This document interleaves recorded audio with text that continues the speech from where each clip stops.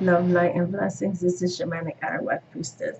Take 5! I did this video 5 times already, and something always happening. But I am doing the Tarot Tag 10 Spirit Tarot Tag by Luna Solaires. And the first question is, what is your most spiritual tarot deck that you own? My most spiritual tarot deck that I own is the Wheel of the Year. I find this deck very spiritual, very earth-based, great for following the wheel of the year, great for connecting with masculine and feminine energies. I find it very elemental. I like the way that it really tones into the suits in the minor arcana as well. I like that there's a fae, and the fae, they really do match with the element for the beginning of each suit. So I do like that. So I feel like this is my most spiritual deck because it's good for following the wheel of the year. It's good with very elemental energy and very good with connecting with the masculine and feminine side of divinity. So love this deck for that stuff. Very earth-based, very pagany. Number 2, do you use tarot as a magical tool, and how? I use tarot. I don't know if the right word for me would be magic, but I do use it for meditations.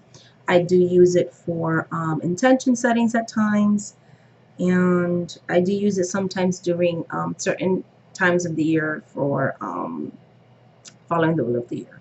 So I feel like it has a very spiritual, and for divination, of course, yeah. And divination in itself to me is magical, so it's very spiritually. Number 3, how did you learn? I am self-taught. Number 4, what is your least favorite card? My least favorite card used to be the Devil card, only because of religious beliefs that I used to have, and definitely the Death card were my least favorite. Now, don't really feel that way anymore, but in the past, definitely. Number 5, do you prefer readings for yourself or going to someone? I prefer to read for myself. I can read myself pretty well, and I can separate ego and my feelings and give myself a very to the point reading. So, but if I do have to go to somebody, it will be my daughter or my mom. Number 6, if you were to have a conversation with any of the archetypes in tarot, which one would it be, and what personality would they have? Well, it would definitely be the Queen of Swords, because this is just the way I see her. I see her as very independent. She has her own ideas. She is a master of her thoughts, right? Which could be a good or a bad thing. I also feel like she's a person who's been hurt, but I feel like she can overcome. She's honest. She's strong. But sometimes afraid to open up her heart to things, right? Likes to see things more logically, and sometimes can be misunderstood for being cold-hearted. So I would like to be her friend, and I would like to get to know what her story is and why, is she the way she is? Why is she so afraid to be run with emotions and let people in? Okay. And sorry, I wrote it down on a piece of paper. I am not the best technological person sometimes. Oh my goodness, so sorry about that. Okay, number 7, have you ever thought of creating your own deck? No, not really. But I do like that we have so many choices. Number 8, what are the cards you fear? What are the cards that I fear getting in reading, and why?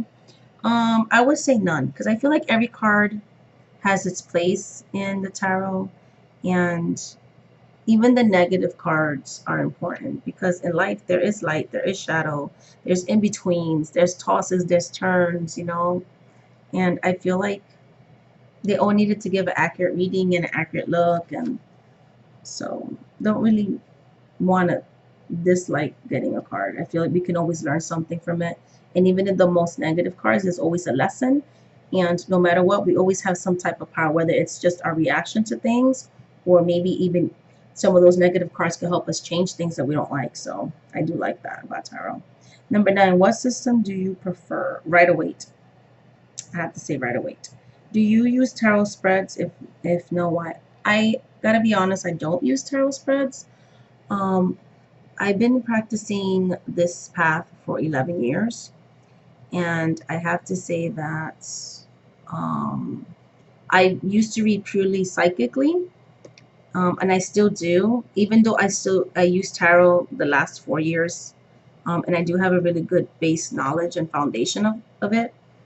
But to me, intuition always overrides. But I might sometimes never use the decks when I do professional readings, or I might just pull one card or maybe three, something like that. But I don't have time to do spreads when I'm reading live, because I read live, live readings through Skype or something like that, through video, um, on my site that I work on, and also outside of it.